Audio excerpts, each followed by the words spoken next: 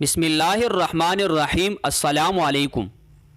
جب حضرت نوح علیہ السلام کشتی بنا رہے تھے تو ایک مومنہ بوڑھی عورت روز اللہ کے نبی کے پاس اپنی گڑی لے کر آتی اور کہتی، اے اللہ کے نبی، کب کشتی روانہ ہوگی؟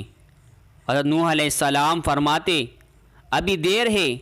وہ عورت شام تک بیٹھی رہتی، پھر اٹھ کر چلی جاتی۔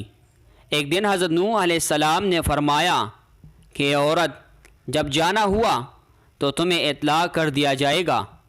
یہ عورت واپس چلی گئی اور انتظار کرنے لگی کہ کب نوح بلائیں گے۔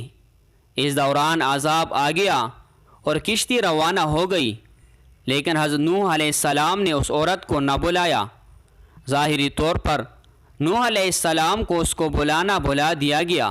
جب طوفان تھما تو ایک دن حضرت نوح علیہ السلام کے دل میں محبت اٹھی کہ شہر کو دیکھوں جہاں سے چلا تھا۔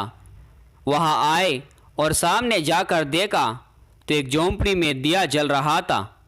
حضرت نوح علیہ السلام نے یہ دیکھ کر چونک گئے کہ روئے زمین پر کوئی ایسا گھر بھی ہے کہ اتنے عظیم طوفان کے بعد بھی جس میں چراغ جل رہا ہو۔ انہوں نے وہاں تکبیر بلند کی تو وہ عورت سامان لے کر آ گئی اور کہنے لگی، یا نبی اللہ، کیا کشتی تیار ہے، چلے؟ حضرت نوح علیہ السلام نے حیرت سے اس کو دیکھا اور کہا، رکو بڑھیا، کیا تمہیں کچھ بھی پتہ نہیں چلا؟ بڑھیا کہنے لگی، یا نبی اللہ، بس ایک دن بادل گرجے تھے اور کچھ ہلکی سی فہار پڑی تھی۔ حضرت نوح علیہ السلام حیران ہو کر آسمان کی طرف دیکھنے لگے اور کہا، میرے اللہ، یہ کیا ماجرا ہے؟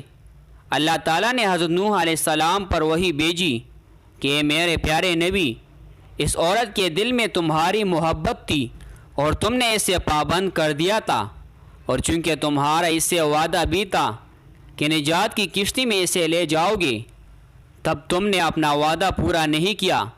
لیکن اے نوح علیہ السلام، میں تو تمہارے وعدے کا ذمہ دار تھا، اس لیے میں نے اس بڑھیا تک عذاب پہنچنے ہی نہیں دیا۔